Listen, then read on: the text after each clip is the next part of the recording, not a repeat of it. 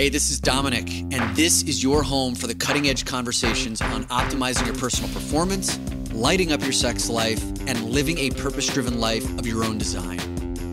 These are the topics that Dominic and I have both struggled with in our own lives and still don't always get right. This is Brian. Welcome to the Great Man Podcast. You hear the story over and over again.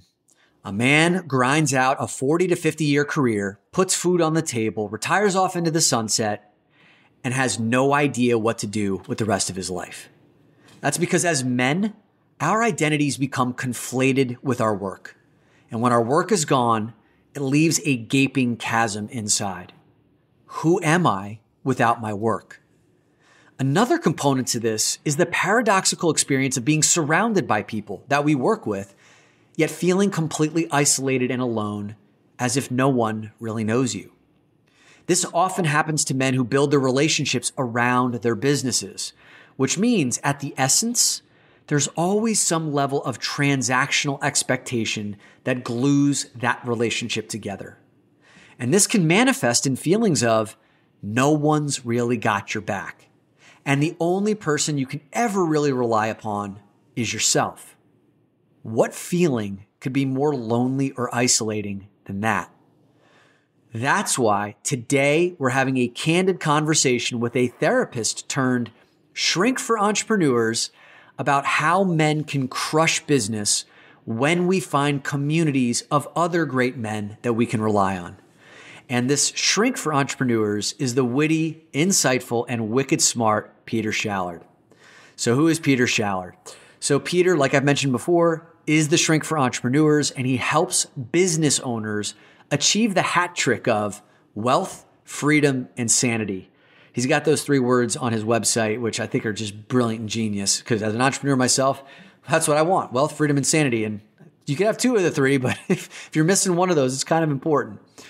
Peter started his career as a therapist, working with patients with clinical diagnoses such as anxiety, depression, and other mental health challenges before finding his sweet spot in working with entrepreneurs, including those who have built their businesses to billion-dollar valuations and multi-million-dollar payday exits.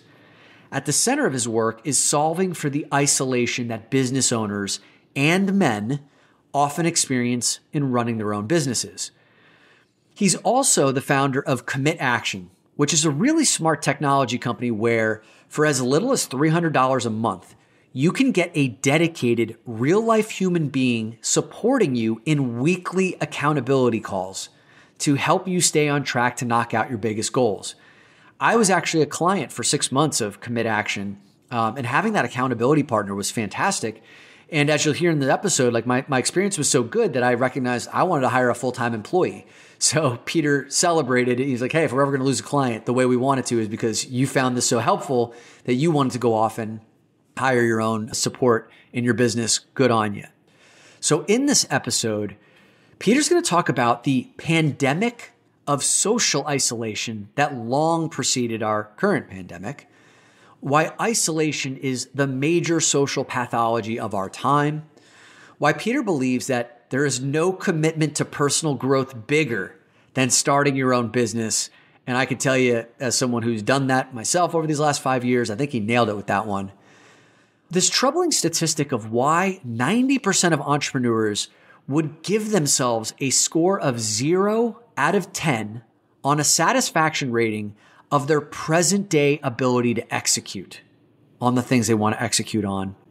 Why community is essential to thriving in all areas of your life and business. And then finally, Peter closes out the discussion with productivity insights that he's gleaned from over 10,000 conversations with entrepreneurs through his business, Commit Action, right? The accountability business. So one more thing, hang around to the very end, because in the outro after the episode, I will be giving you a call to action to put into practice one thing, one pearl of wisdom that you learn from this episode. So it's not just an intellectual exercise, but you're making meaningful changes in your life. Enjoyed today's episode, Men in Business, Identity, Productivity, and Beating Isolation, featuring Peter Shallard.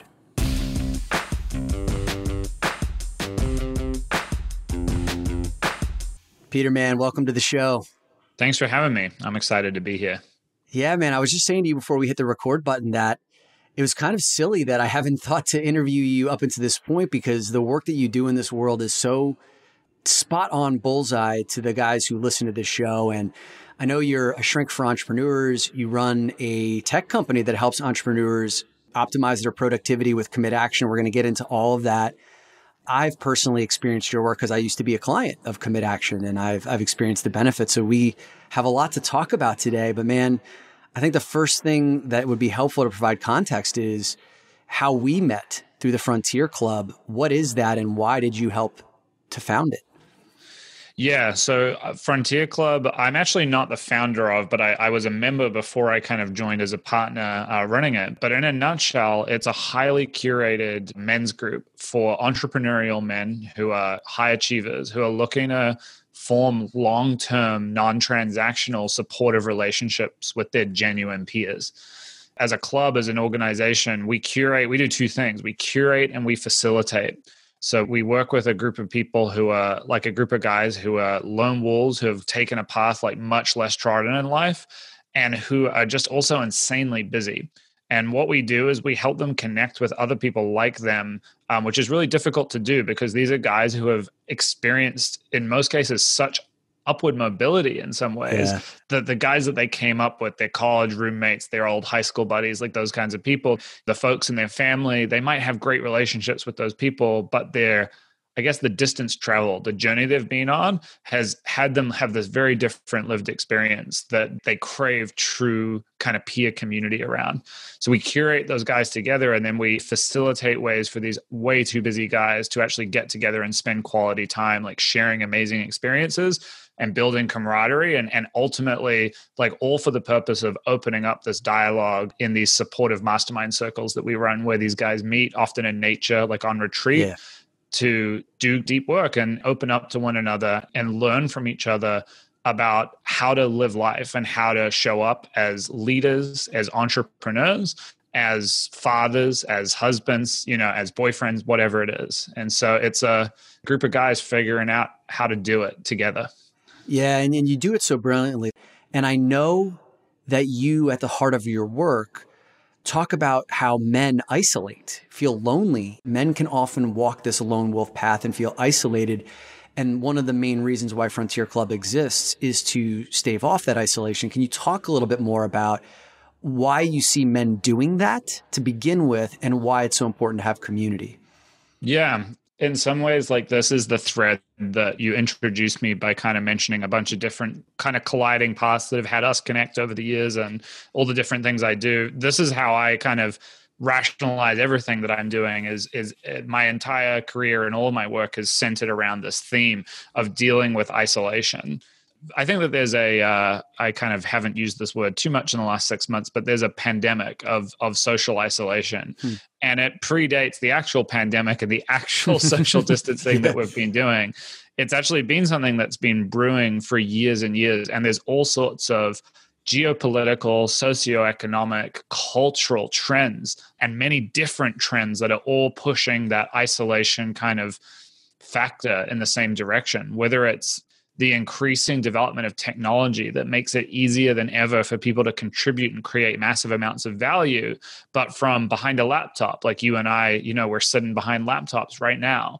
It's never been easier for an entrepreneur to start something and build a business in their basement, in the PJs, on that computer. The rise of social media is another huge factor that's made people more connected than ever, and yet paradoxically more isolated in many, many ways. And so I think it really begins with the microchip, and we're still figuring this out. We're living as human beings in a real-time experiment, which is, what does it look like if an exponential technology reshapes everything about how we communicate and how we interact, creates a lot of opportunity, creates a lot of unintended consequences and side effects.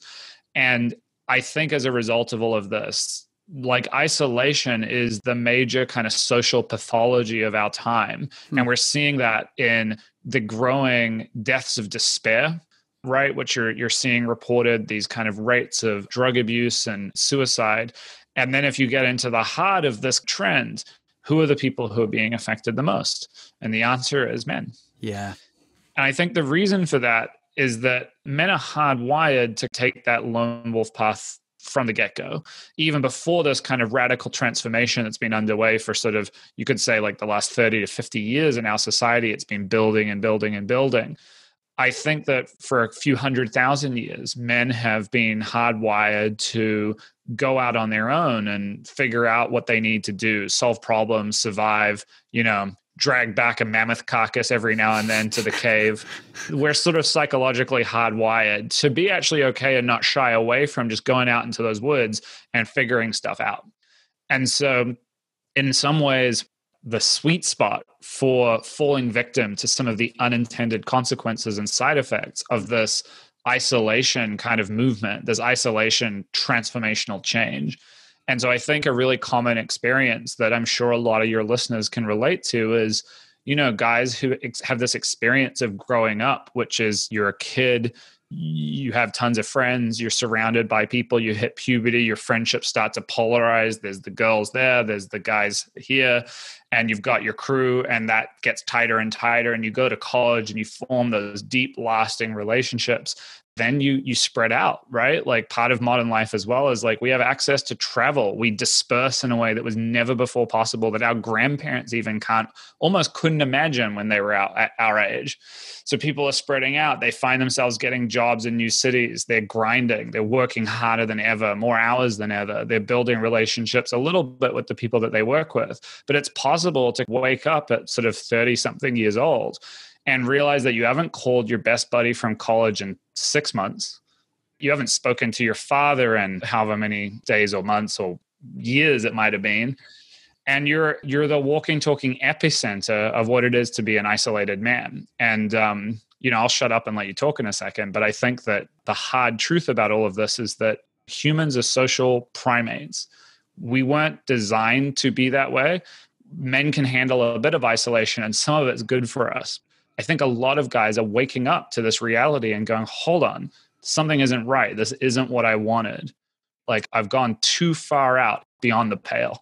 Beyond the pale. Yeah, absolutely, man. And as you were talking through that, I started to think about how I've fallen victim to that in my life, because a lot of that isolation for me felt good at first, right? Like I'm going out, I'm making my way in the world. I'm finding out who I want to become. I get celebrated for being that lone wolf who can get all these things done. Like there's a lot of societal appreciation for it.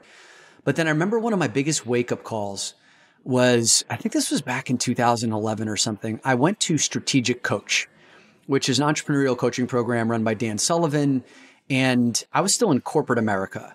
What Strategic Coach said that they do is they help entrepreneurs double their income, double their free time. That was like their mission at the time. I was one of the only corporate folks surrounded by all these entrepreneurs. And I remember on day one of our very first immersion, our instructor, Lee Brower, went around the room and said, what are your hobbies? And, of the 50 people in the room, I think like 40 of them were men. 38 men couldn't name a hobby because like their business had been all consuming to them, right? Their whole life was wrapped up in their business. When they started asking questions about relationships, they also didn't have answers for that because they'd isolated themselves so much. And these were guys in their 30s, 40s, 50s, and 60s. And I remember that scared the shit out of me, thinking like, could I be on that path?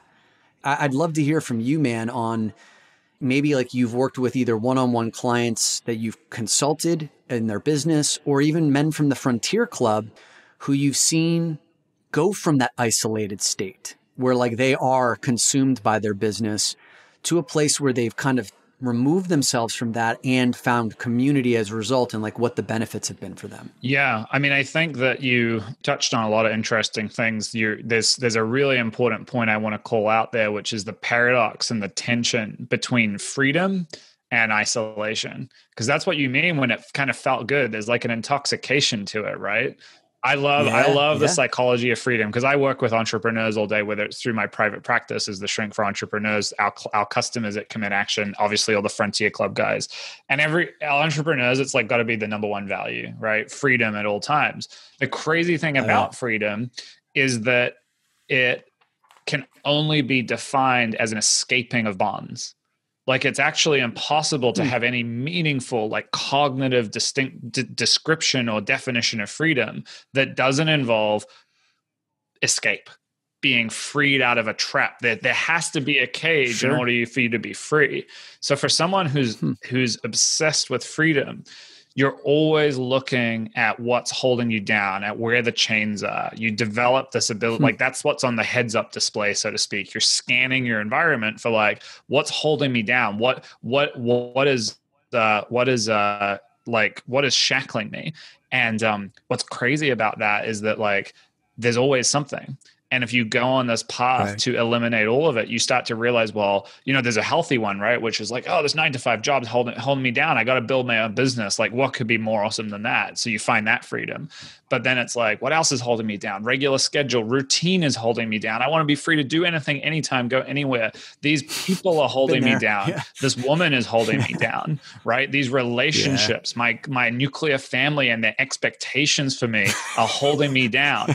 And so with all of this escape, you start to get to this very, very, very isolated place. And, when we talk about like the Frontier Club guys and friendship, the thing about the opposite of this, to answer your question, like having community, having your trusted inner circle, which is something I think, regardless of gender, like I think every human should have, right? Is that it requires some commitment. It requires you to give something. It's not freedom, right? Like it's actually something that you have to show up for, because it doesn't work one way. And so there's an epiphany that occurs. I see it as like a maturation. It's a maturity that guys develop where they suddenly realize, oh, the consequence of chasing freedom all this time is that I'm isolated, I'm not supported. And if we can speak about entrepreneurship specifically, although I think this applies to anyone with any career, any professional objective, if you've chased that freedom dragon all the way to isolation, you're living in a major city, you barely know anyone, the guy at the bodega doesn't even recognize you kind of life, right? But the issue you have is that any problem that you're trying to solve, any goal you're trying to achieve, any purpose or mission you're trying to bring into concrete reality, you have to invent it all from first principles. You have to figure it out and reinvent every single wheel, because you're not collaborating. There aren't people who are keeping an eye out for you. There aren't people who hold high expectations for you, who are guiding you by the hand. And so I like make the appeal to my high performing type A, like entrepreneurial clients. I'm like, look, it's like game theoretically optimal to invest in building community and to setting aside freedom and actually putting down those roots, because you're going to succeed easier, faster, more often, serially, over and over again, because like you don't have to figure everything out on your own. And I really believe that I'm not saying it's impossible, but it's 100x harder to be a success, however you define it, if you're just doing it all from an island, because other people know shit. They know stuff that you don't know, It's so true, man. And dude, like there was too much truth in what you were describing, because like it just felt like one gut punch after another when you're talking about I felt shackled in so many areas of my life. Like I grew up in a loving and strict household. I went to Catholic school, and then I go into the corporate world. There were lots of there's these rules, these things that I played by. And then when I finally started to remove those shackles, because I became that, freedom dragon hunter, everything in my life that required a semblance of commitment felt like it was dragging me down. And so like I went to the other end of the pendulum, and then like where I found that maturation point that you talked about was when I started to experience commitment as freedom. Yeah. Right? Commitment as freedom became like that next level, and commitment to like, I got to choose then which commitments. But whereas in the past, it felt like there was an unconscious, maybe I wasn't good enough at choosing what those commitments were, or maybe those commitments or obligations were placed upon me. But I had to almost break free from all that stuff first, until I was able to be wise enough or intuitive enough to choose those commitments. And now I see my business growing. I feel my relationships deepening. And I'm imagining like you see something similar in the paths of your clients as well. Yeah, absolutely. And the choice is important, right? It's the experience and wisdom to know what to choose. And just also the realization that you have the agency to make a choice is critical, because I think like in terms of our social circle, as that sort of surface level example, you can see it perfectly, right? All of the old sayings, I forget which guru said it, but you know, you are the sum of the 5 people you spend the most time with. It's so funny how we, like in our society, for better or for worse, for most of the early part of our lives, we assume our best friends are the people who we just happen to be placed in the same classroom with. Right. Or like we live next door to, like these accidents of fate. And I think part of what you're describing is this, and we see this with Frontier Club, especially like yesterday, I spoke to a new member who was invited into the community by a member. And I could feel that hunger, that realization in him that he was seeking relationships that would serve him and that would be like he was seeking peers for who he had become today versus who he was when he was 12 years old, showed up in that classroom, you know, whatever it was.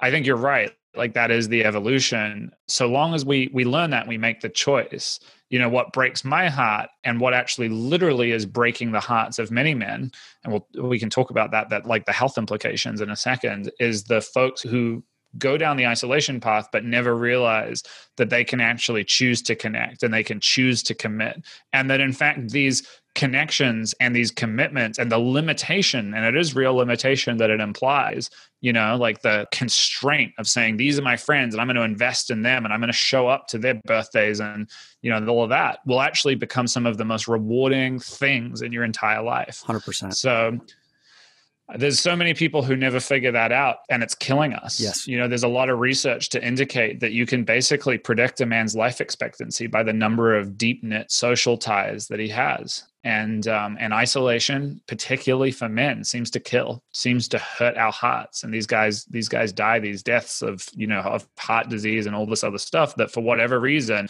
and I don't pretend to understand or be able to explain the causation and correlation, but for whatever reason, social relationships correlate highly with longevity. I want to get into the implications that you were talking about of isolation longer term. And we're already kind of hitting on a key piece here. But one of the things that I noticed that a lot of men who are doing inner work for the first time, like men who listen to our show, and they start to ask deeper questions about how they structured their life, what their legacy is going to be, why their life has turned out the way that it is, why they've got everything that they wanted on paper and still feel restless and unfulfilled in the life that they've created for themselves. And when they start going down that path of doing inner work and they start developing and changing, they recognize that many of their friends that they've had for years or decades or their entire life are not evolving with them. Right. And they can start to experience that as something's wrong. You know what I mean? Because of course, why wouldn't you? In the respect of, I can no longer relate to these people that I called my best friends. Maybe this guy was the best man at my wedding and now I can't see eye to eye with him anymore. It can be experienced as something's wrong when in actuality, what you're saying is there's actually an evolution that's happening. And instead of relying upon fate that put us in, you know, the same neighborhood or the same classroom as our friends, which may have served us for so long, we now have this choice that may require some conscious action for you to go out and seek new community. Who's that new tribe? Because that next level up is going to depend on it. Absolutely. I agree 100%. I mean, I think that that's the heart of recognizing how relationships may no longer serve you is being able to kind of track like the growth that you're going through and seeing how it compares. I do think that there's some nuance there, which is I'm not a fan of there's a sort of a movement in the personal growth community to kind of label relationships as toxic and abandon them and move on. Yeah. And I think like all of these things, I mean, the sort of meta theme of what I'm always talking about is that middle path. Like all these things, you don't want to get in the habit of like dropping relationships just on the regular when you start to perceive like, oh, I'm accelerating or I'm bigger or better or growing faster than these people. That said, it's tricky. There's nuance. Sometimes, and sometimes not. Yeah, man, I'm so glad you brought that in here because what that's not is you're not better than someone else because you're evolving in a different direction. And there's no room to be looking down upon someone else. And I definitely hear from a lot of folks in the personal development community, they almost make the other people who are not into the personal development stuff wrong for not evolving along with you. And that's not at all what we're talking about here. It's really about like if you're experiencing something that's unique, it's different, where like you're having a harder time connecting to and relating to these men in your life, then there's new questions to be asked, and there's an opportunity to bring in other relationships that can help you grow. Yeah. And on the other, I would say even further, on the other side of any of your personal growth, of any individual's personal growth, there's an opportunity to lead. Again, that like brings us back to community. Is like one of the things that I try to balance in a lot of the work that I do is that so much personal growth is navel gazing. It's inward looking, right? Yeah. It's like me. How do I grow? How do I unlock? How do I transcend? How do I arrive at the next level? Me. And I think that's great. It's totally necessary. But on the other side of that, I think in some ways, you know that some of that journey is actually complete, that you're getting somewhere when your capacity for impact can become external, and you can contribute and you can help others and you can lead and you can bring people along like on that journey. I think there's a lot of opportunities because some people will not want to be helped. And that's sometimes where some relationships stay or end. Yeah. Yeah, man, I gotta turn the volume up on what you just said, because I was that rugged individual on that personal development path for a long time and like didn't recognize that journey was complete probably years ago. Not like I'm a finished product or anything, but the real next level was in leading, right? Leading others. And one of the big things that I have been doing in this podcast and with our Facebook group now and with the mastermind that I helped to start, it's guiding other men to get on this journey in community so that we can do this stuff together. I used to be the guy who would go off to the Tony Robbins event or to some NLP training or some hypnosis, whatever. And those were all beautiful things. But at a certain point, like I hit that ceiling. And one of the things that we talk about on the show is like, do you have the courage to lead other men to this path if they choose? Like even making an invitation to another man to attend a men's group or to start a men's group or to read a book that's introspective, that requires courage because another guy could shoot you down or, you know, or judge you for that. And I know a lot of guys who have made those efforts and attempts have been shot down and it feels like shit because they feel rejected. But that opportunity to lead is so important because it's the only way that other guys will have the opportunity to be exposed to this stuff. Yeah. And it's also that opportunity to interact and build community. Like I think a great analog, a sort of a parable, an example of all of this, like manifested in just an aspect of almost every man's life, is the change that you can see. And I like to take the pressure away from this. I don't think this is any guy's fault. I think it's cultural. It's a movement. It's 100-year-old thing that's boiling over that we're all unwilling and unwitting parts of. You can see it in the way that guys work out, right? Like our grandfathers would go do stuff. They would be like Eagle Scouts. They would play football. And now like our cities are full of high-end health clubs with men pumping iron alone with their AirPods in, right? Listening to motivational podcasts or pump up playlists or whatever it may be. Sure. And it's like really interesting to me because this project, it's a project of me, but it makes me think like, when are you complete and when do you just go play football? Right? Like when do you just go, when do you just go do the thing with the body that you've been working on? It's the same thing with your personal growth. It's like, when are you complete? And when do you just go play football? Whatever that looks like for you. That's super powerful, man. I'm thinking about that right now. It's like I used to do all these individual challenges. And now one of the things that, with the push-up challenge that I do, this 100 consecutive push-ups, I got the men in my mastermind to all go after it together. And collectively, like we saw guys who had never done more than like 15, 20 push-ups in a row ever in their lives crack 55, 60. And it was like a part of doing it together that helped us to transcend new levels than when we did it on our own. So thanks for bringing this stuff in, man. I do want to take a bit of a turn here because we could keep on like iterating here. One of the things I would love to get your perspective on is men, business, and identity. And particularly because you work with entrepreneurs, you know, like the business in many cases is the entrepreneur, probably when you find them or when they find you. Can you talk a little bit about what you see in your practice around men and how involved they get in their business and some of the pitfalls of that? Yeah. My first business was a brick and mortar therapy practice. It quickly pivoted to this kind of shrink for entrepreneurs things when I discovered working with business owners was so rewarding and interesting for me. And I realized I was one. I was learning from my clients at the same time. So there was this nice synergy. And that was, you know, over 10 years ago. So I've been working almost exclusively with entrepreneurs since. And it's left me with the impression that there's no act of personal growth. There's no commitment you can make to personal growth greater than building a business, right? Like it's as a journey, like there's something about trying to start something from scratch and make it work and make it scale that will shine a spotlight on the darkest corners of your biases and blind spots, your cognitive gaps. If there's a capability that needs to be filled or developed, the business will find it and rub your nose into it until you solve that problem. I love that about entrepreneurship. I think guys are looking for a mission, right? Like a lot of guys want to prove their value in the world. And it's funny how we're all broken about this. We all have something to talk to a therapist. We've all got a chip on our shoulder. We want to be valued. And I've worked with clients who are the sons and daughters, but the sons of magnates, of an entrepreneur who has a father who they may never be able to eclipse because they were so massively successful. And I've worked with entrepreneurs who literally came from nowhere, who had parents who, would have given them the clothes off their back if they didn't need them to stay warm, and who have built something up from scratch. And in all cases, there's like this desire inward to like prove something that's incredibly motivating.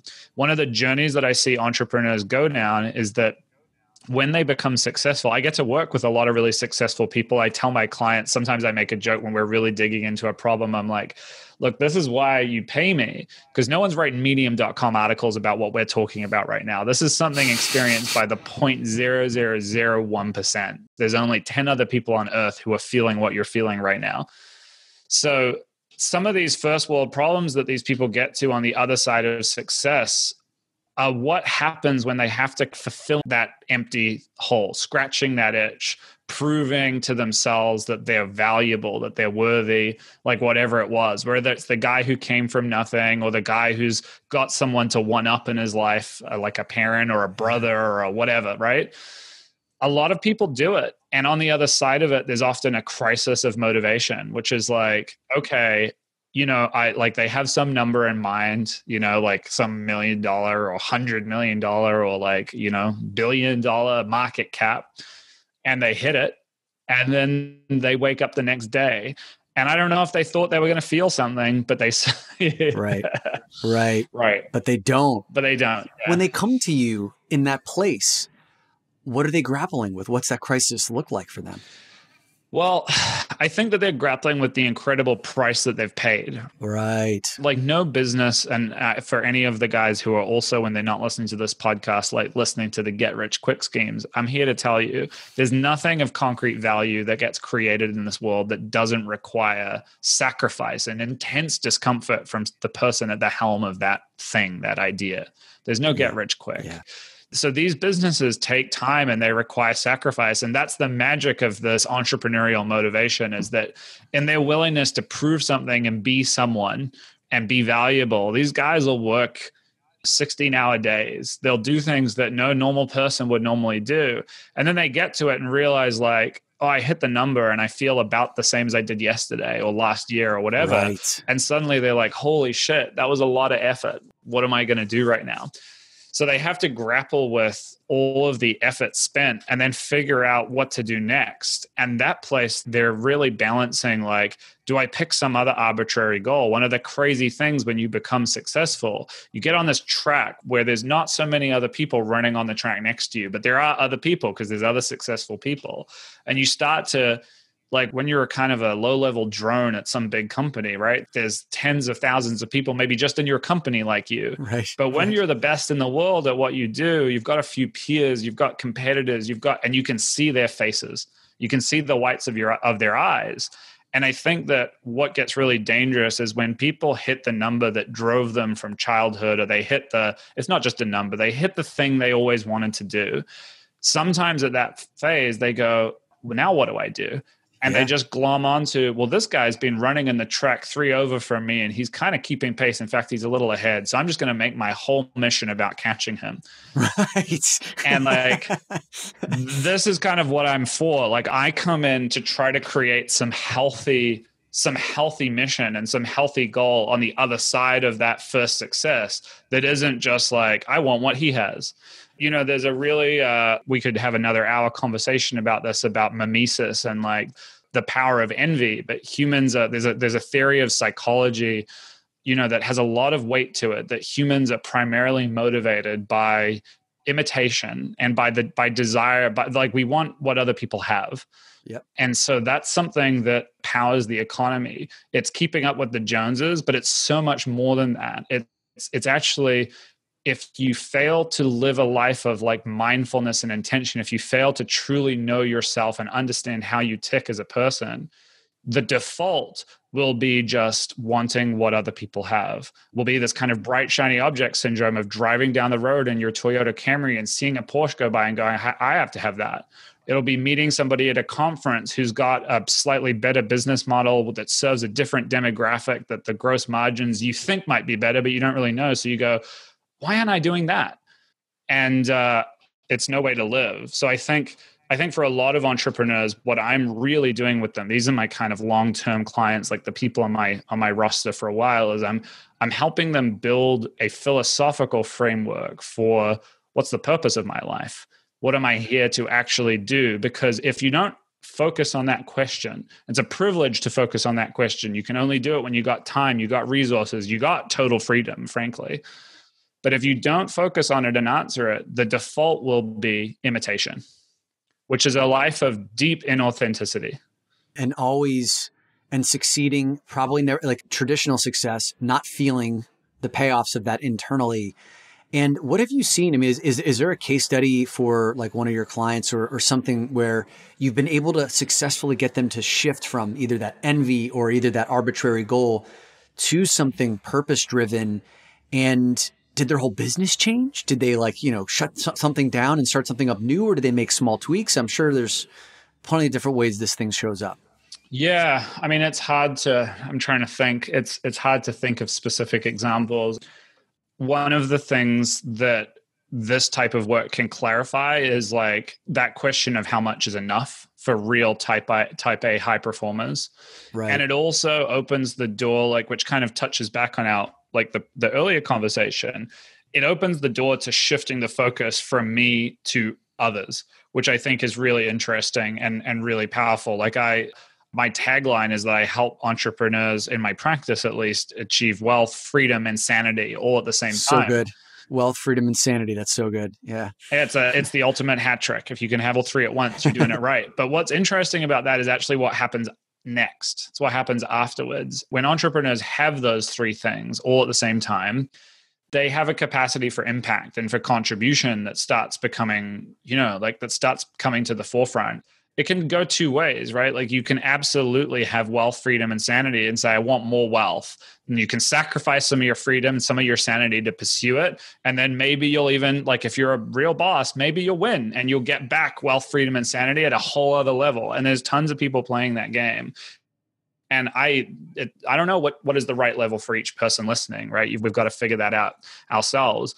But I do think that there's an opportunity to open up your life to these other values, to community, to contribution. And it's not all that we all have to be capitalists who become philanthropists. Like what I consider some of my best victories are the clients who have built successful businesses and then realize that they want to try to be artists. Right. Like realize that there's other things to life. And one of the places I like to look is actually, I like to go back to childhood. I always at some stage, if I get the chance, talk to my clients about what they wish they could do and what they imagined their life would be like when they were 7 years old. I think it's the most fascinating question. I think it's the most fascinating mental audit to do as well, is to imagine 7-year-old you getting in a time machine and showing up in your life now. Wow. And just spending the day with you, spending the week with you. And like, what would he think? How would he do? Would he be bored out of it? Would he be putting a fork in his eye because he's just bored out of his mind? Or like, what would he think? That's one little kind of coaching question that I sometimes ask that helps these guys kind of open up and realize like, yeah, the pursuit of that mission, that entrepreneurial journey is sometimes becomes so maniacal, and it needs to be so maniacally focused that we actually forget. I mean, the irony about the pursuit of freedom and wealth is that some of the people who achieve it completely forget why they wanted it in the first place. And end up losing all that freedom and that sanity in the first place. Right. Yeah, exactly. Yeah. Man, this is all gold. So Taking it one step further with the second business that you've started around Commit Action, which is an accountability system for entrepreneurs. I'd love for you to kind of give an overview of what that is. And you've had 10,000 conversations with you and your team have had 10,000 conversations with entrepreneurs about what their struggles are on a daily basis. So I would love to just unpack some of that data around like what are the biggest challenges in living a productive, purpose-driven business that you've gotten from this business? Yeah, thanks for asking. Commit Action is my passion, my sort of number one primary focus right now. It's a tech company, it's a startup. What we do is provide personal training for productivity. So we enable business owners to pair up with an accountability coach, a dedicated professional, same person every week who phones you up and spends time with you planning out how you're going to spend the next 7 days and what the high leverage growth opportunities that you're going to execute towards are. We build a plan, we build a to-do list, we schedule deep work sessions, and then your coach stays in touch with you throughout the week, checks in, holds you accountable, builds a calendar that syncs to your phone and debriefs with you after 7 days to see how it went, what you can learn from what was a challenge, and how you can celebrate what worked well. The reason this business exists is the same thing we've been talking about. I stepped back a few years ago and realized there's so many people building in isolation. The technology, the ubiquity of the internet has opened the door to people creating the most incredible businesses, and we can offer them something. Here's the inspiration. So many entrepreneurs, and I would say particularly men, spend a lot of time comparing themselves to Elon Musk or Richard Branson or whoever they've read a biography of, and they're like, that's kind of who I want to be, right? Sure. And they wonder to themselves, how does this guy do SpaceX and Tesla and like the Boring Company? Like, I think there's probably more than that, right? Some AI thing. What is his secret? Does he just have like speed for breakfast? Like, what's going on? Like, how does this guy do it? We're laughing, but there's actually like a real danger there, which is a lot of people have this incredible negative self-talk where they're comparing themselves in their mind to these fictions, these narratives of these champion people. And they're sat there in their basement on their PJs, building their business, their e-commerce company, their blog, like whatever it might be. And they might even be winning. They might have 6-7 figures, right? Like coming in from something they just made on their own. But they're like, why am I so bad at showing up and executing every day and just crushing it 24/7 like I expect myself to? They go to bed every night thinking, why didn't I do more today? They wake up every morning swearing today's going to be different. And they just repeat the same cycle. Yeah. So Commit Action identified what's missing is that when Elon Musk wakes up, an executive assistant hands him a cup of coffee and an agenda for the day where he walks into rooms and 18 people turn their heads to him and hold him accountable to come up with the ideas, and he just shows up and the whole apparatus of these 4 or 5 companies moves around him. He sits psychologically in this web of accountability where he has mentors, advisors, coaches, investors, boards of directors, direct reports, head of marketing, head of HR, head of engineering, like funneling into him and saying, Elon, do you want the new car to look like this or like that? Choose. And he signs something and walks. Like, he's kind of in this spot where he doesn't have to use willpower to make himself be in the zone. He just has to wake up. Yeah. And these entrepreneurs, like, it could be like a lawyer who's running a little practice with a paralegal and a receptionist who's like wondering, why is my revenue being stagnant, just flatlining the same year after year? I know what I need to do to grow, but I just never get around to doing it. The reason is you don't have those mentors and advisors. You don't have those investors, those boards, those direct executive reports earning $500,000 salaries asking you how to unlock their potential. You don't have all of this, like lifting you up as a web of accountability. So what the idea for Commit Action was what if we just gave one lifeline of accountability, a dedicated accountability coach whose whole job is to just expect a lot from you and create the structure that you need to kind of show up and do it. So they're like this personal assistant, this executive kind of coach just for that. So and I have 6 months of experience of working because I hired one of your accountability coaches and did a tremendous job. I mean, I fancy myself someone who gets his shit done. Like I set a goal, I can break it down, I did project planning. But what I found was with your accountability coach, it was those things that I may have let slip for a week or a month. didn't slip anymore because I knew that I had my call on Tuesday and he was going to ask me about the big goal that I set up and the 3 actions that I committed to the week before. And he was going to make sure that like I got them done. So sometimes those 3 actions wouldn't get done until like the morning, like of my call with him, but it kept everything on track. And I was super productive for those 6 months, which is, I mean, someone may naturally have the question, well, then how come you didn't continue doing this for another year or two? I ended up hiring a full-time employee as a result of like seeing how powerful great support and accountability was. So I can speak personally to the benefits of that. And that's one of the best testimonials as well. I always love hearing that. Like the best reason for a customer to quit our service is because their business grew and they hired talent and they have the accountability in-house. And we're like, goodbye. Like that's perfect. Yeah. And you should. And so thank you for, being a part of helping me get to that stage. Now, those 10,000 conversations, that you've had with entrepreneurs, like what are they most struggling with? What insights can you share with my audience about like, hey, here are some things that need to be done? Yeah. Or here's what the best people are doing. No, it's a great question. Yeah. And so like we're a technology company. We collect a bunch of really interesting, like anonymous and aggregated data because we're tracking productivity for thousands of entrepreneurs. And I've been throwing that number around 10,000 in our marketing material for like a while now. It's much, much more than that at this point because we've grown. Yeah. We've grown. And, we talk to a lot of business owners.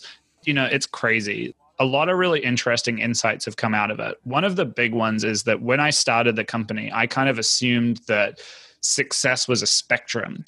And this was naivety on my part in the sense that people who were happy with their productivity and achieving the goals that they wanted were kind of arrayed on like a spectrum of people who really struggle on the one hand, and on the far end of the spectrum, people who are absolutely crushing it every single time. They do everything they say they will, every project, every idea they have, they execute.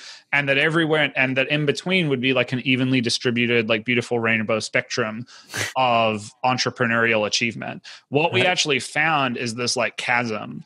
When we started talking to business owners at scale, that like the vast majority, somewhere in the high 90s, I didn't prepare for this interview. I don't have any data in front of me, but, are like 0 out of 10 happy with their performance. There's a huge amount of self-flagellation amongst entrepreneurs. And the thing about gathering this data is it's regardless of where they're actually at. Like there's millionaires in that bucket saying, I'm completely dissatisfied with my own ability to execute. And there's people starting out saying, I'm completely dissatisfied with my own ability to execute. But we just had no idea until we started asking and started looking at this and realizing that there was just this tremendous gap. The crazy thing about it is that the thing that we learned that really separated people on the one side versus the other, this kind of small group of entrepreneurs who were satisfied and achieving results, who knew that if they came up with an idea, they could make a plan and execute. It really was accountability. But to dig a little deeper, it was the fact that those entrepreneurs were triangulating their evaluation of themselves, their effectiveness against others. They had business partners who said, Dominic, you're doing great. Yeah. And that contributed to their happiness. And it was the people who were working in this state of isolation who had the self-flagellation. And that's when we started to uncover, like the data pointed us to this bug in human psychology, which is that like we outsource our mental well-being to the tribe. If we don't have someone that we're talking to about, and it's not like that friend of yours that you talk to about your business idea once every 6 months. I mean, if you don't have someone that you're talking to about like what you're working on day to day, week to week, the brain, there's this negative bias that starts going, you suck, man. Like, why aren't you doing more? Like, and you get people who are working 10-hour days, checking stuff off their to-do list. But the problem is the to-do list has 1,001 items. So even though they did a lot, they get to the end of the day and they're like, oh, there's so much to do. I did nothing. Like, what's wrong with me? Yeah. So that insight it hurt my heart to learn. It's what we're working to combat. And it was kind of a like shocking truth that I was in some ways stoked to uncover. Yeah, I would imagine. I mean, as you're going through this, again, all roads would lead back to this isolation thing where you could be performing so well, getting things done, making actual progress, but in that echo chamber of just yourself, there's no one there that you can bounce off of to feel like, yes, I am actually making progress. And if you're telling me that 90% of entrepreneurs, would say that they're 0 out of 10 happy with their ability to execute, That's a sad state of affairs. One of the crazy examples of this, a lot of people kind of think, well, I've got a very supportive significant other. It's wild when you actually start digging into what that relationship looks like, how actually isolated it is, particularly for entrepreneurs. So what I mean by this is that a lot of business owners deal with a lot of complexity and detail, and they have really supportive significant others, gender irrelevant, who say, "How was your day, honey?" And you say, "Fine, busy." Because if you actually get into it, I'll make no hesitation to say this. I love my wife. She's super supportive. She's a really smart lady. She doesn't understand, and she can't understand the details of what I'm working on any given day necessarily. Not only that, but a lot of entrepreneurs actually feel like because being an entrepreneur is a bit of a roller coaster ride.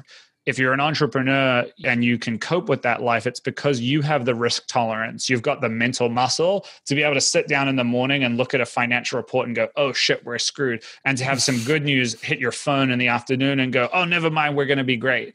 Now, if you're smart, you've insulated your significant other from that because you probably didn't marry or date or whatever someone with the same risk tolerance as you.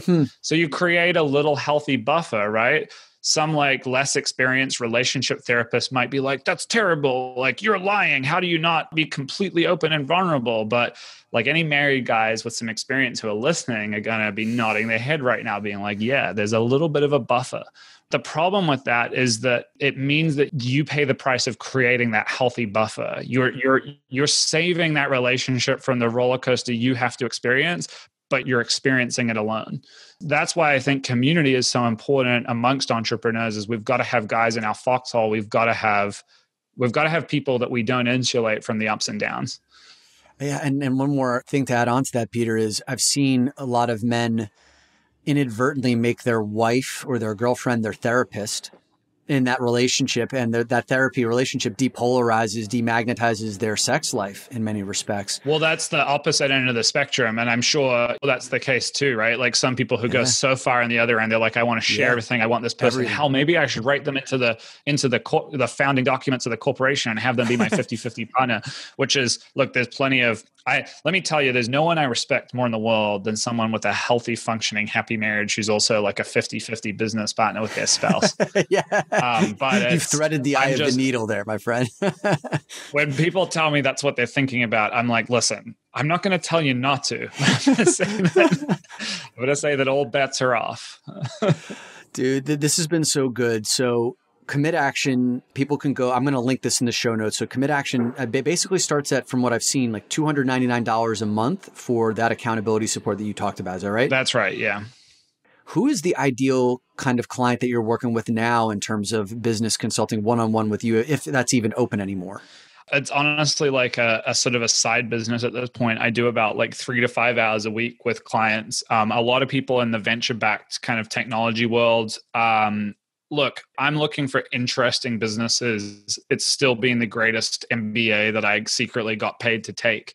And so I like meeting innovative people doing interesting stuff. My one-on-one practice is definitely, a premium price point. And so it's not for everyone. But if you're somebody who feels like you're grappling with a problem that almost nobody else on earth understands because it's a symptom of being at a place where you've built something and you've arrived somewhere, that's kind of what I do. I'm a trafficker of first world problems and their solutions in that part of the business. Nice. A trafficker of first world problems. You put that on your website underneath wealth, freedom, and sanity. That'd be the nice. I know. It's not a bad idea. Final thing is, so I reached out to two of your boys from the Frontier Club. I asked them if they had any embarrassing stories for you. I reached out to Brent and Leo. Surprisingly, they came up pretty barren, but they did ask me to ask you about one of the first parties that you attended when you moved to New York City, where you met Nick Tarasio. Oh yeah, the infamous sex party.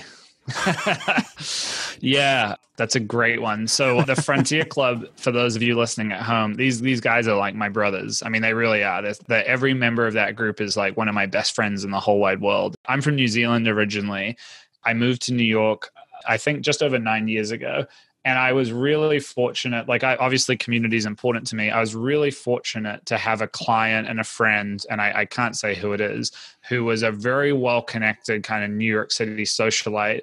Definitely had some interesting circles that he moved in, many different ones, some of them more interesting than others, if you catch my drift.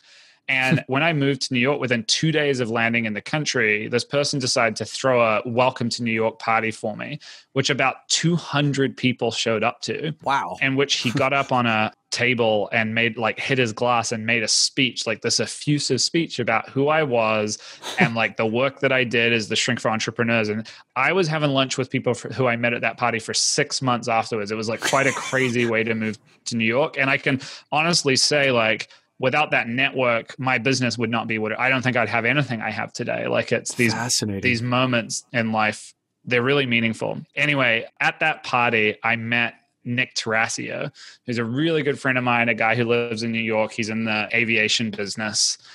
It was just really funny because both of us, he was kind of new to this community and I was brand new. So we kind of connected like you do. I was I don't know anyone here. This is crazy.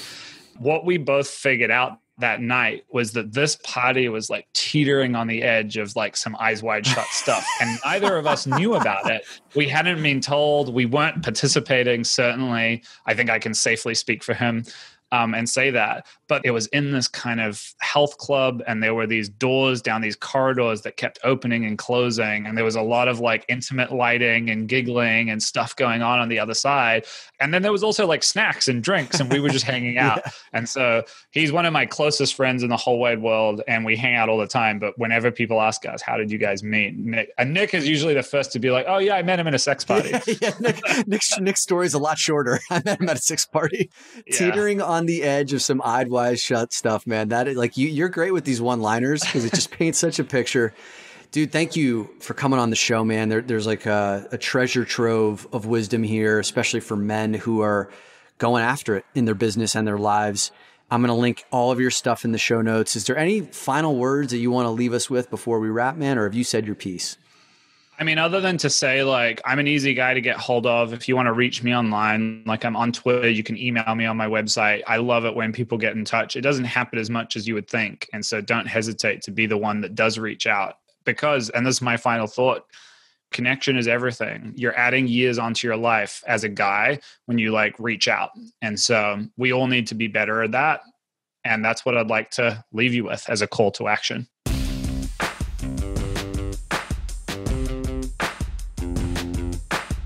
All right, gentlemen, the most important part of every episode is this call to action.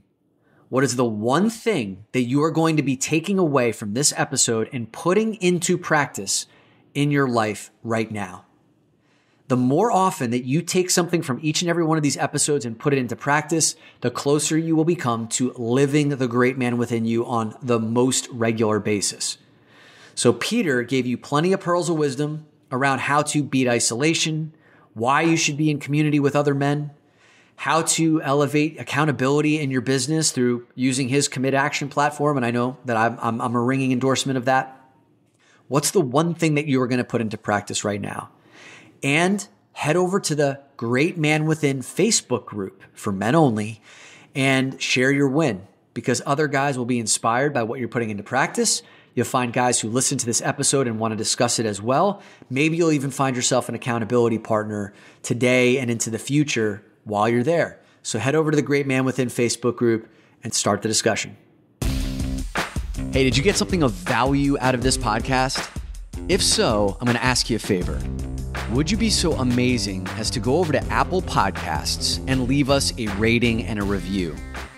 Your ratings and reviews can show someone who's just discovered our podcast for the first time that we are worth listening to. And that way we can reach a wider audience. So please head over to Apple Podcasts, leave us a rating and review. You rock.